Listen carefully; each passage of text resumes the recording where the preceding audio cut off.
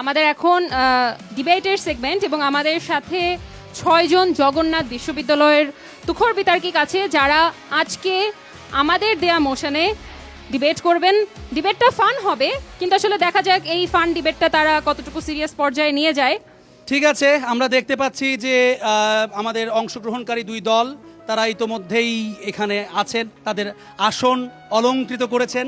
এই সংসদ মনে করে বিশ্ববিদ্যালয় এবং শিক্ষা প্রতিষ্ঠান, অন্যান্য অফিস আদালত সব কিছু দুপুর 12টা পর্যন্ত সম্পূর্ণ বন্ধ রাখা উচিত। এর পক্ষে কারা আছেন আমরা একটু যদি হাত জাগাই। পক্ষে আছেন তারা, বিপক্ষে থাকছেন কারা? আমার বাম পাশে যারা রয়েছেন তারা বিপক্ষে কথা বলবেন।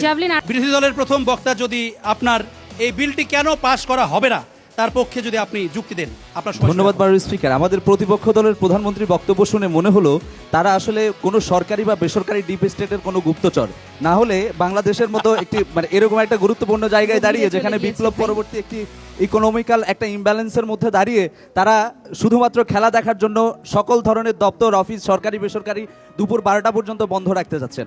মাননীয় স্পিকার, আমরা এমন একটা বাংলাদেশে বসবাস করছি যেখানে এমন একটা বিশ্ববিদ্যালয় ক্যাম্পাসে বসে আছি যেখানে লাইব্রেরিতে আপনি গিয়ে দেখবেন ছেলেরা তাদের পড়ার টেবিলের সামনে লিখে আসছে যে চাকুরি পাও, সুন্দরী বউ বিয়ে করো। অর্থাৎ একজন সুন্দরী বউয়ের জন্য তাদের জীবন প্রাণ দিন রাত সব 24 ঘন্টা হচ্ছে তারা লাইব্রেরির কোনায় পড়ে থাকে, আর সেখানে দাঁড়িয়ে আপনি 12টা পর্যন্ত ক্যাম্পাস বন্ধ রাখবেন, অফিস আদালত বন্ধ রাখবেন, লাইব্রেরি বন্ধ রাখবেন শুধুমাত্র খেলা দেখার জন্য। এটার মতো হাস্যকর আসলে আর কিছুই হতে পারে না। মাননীয় স্পিকার, মাননীয় স্পিকার, আজকের এই জায়গায় দাঁড়িয়ে আমরা কেন বলছি আমাদের এই প্রস্তাবটি পাস হওয়া উচিত? প্রথমত হচ্ছে আমাদের অর্থনৈতিক ইমব্যালেন্স, অর্থাৎ আমরা দেখতেছি যে সরকারি চাকরি যারা করছে তাদের মধ্যে হাহাকার, তারা পে স্কেলের দাবিতে রীতিমতো আমরণ অনশন অবস্থায় আছে। এমন একটা জায়গায় দাঁড়িয়ে আপনারা যদি শুধুমাত্র খেলার জন্য অফিস আদালত বন্ধ রাখেন তাহলে বেসরকারিতে যারা জব করে তাদের যে চাকরি চলে যাবে, তারা যে টাকা পাবে না, তারা কোন মুখ নিয়ে তাদের বাচ্চা সন্তানদের সামনে আসলে যাবে? আপনারা আছেন তথাকথিত রোমান্টিসিজমের মধ্যে, আমরা বাস্তববাদী হতে চাই। আমরা চাই এদেশের সকল বেকার শিক্ষিত বেকার তরুণরা সুন্দরী বউ বিয়ে করুক। আমরা চাই যারা বেসরকারি চাকরি করছে তাদের চাকরি না যাক, তারা গিয়ে ঘরে গিয়ে বইয়ের সুন্দর হাসি মুখ দেখুক, বইয়ের ঝাড়ি না খাক। এই জন্যই আমরা চাই আজকের এই সংসদে দাঁড়িয়ে এই বিলটি অবশ্যই প্রস্তাবটি পাস করা উচিত। মাননীয় স্পিকার, পাস করা উচিত নাকি বাতিল করা উচিত? আচ্ছা, ব্যাপারটা হচ্ছে যেহেতু এটা খেলা নিয়ে আমরা সবাই ঘোরের মধ্যে আছি, ইতিমধ্যে একটু স্লিপ অফ টাং।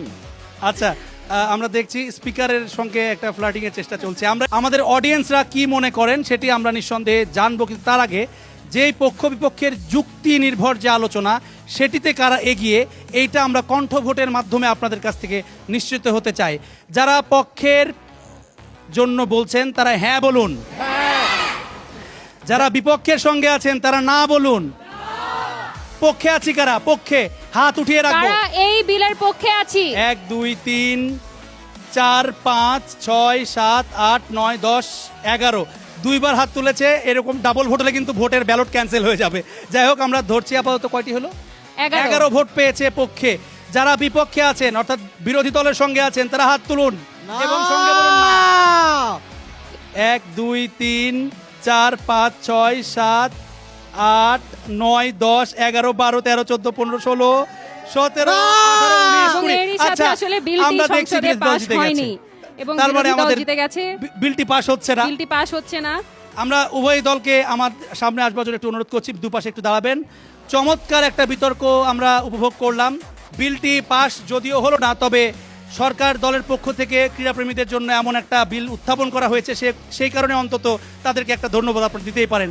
এবং একই সঙ্গে আমরা আশা করব যে বিরোধী দল দেশের স্বার্থে, মানুষের স্বার্থে, ভালো একটা বউয়ের স্বার্থে তারা যে এই বিলটিকে আটকে দিতে সক্ষম হয়েছেন, হ্যাঁ, সেজন্য আপনাদেরকেও ধন্যবাদ। এমন সংসদ আসলে প্রত্যেক দেশে দেশে চাই। সংসদে আমরা চাই যে সংসদে আমরা চাই বিরোধীদেরকে পুরস্কৃত করবে।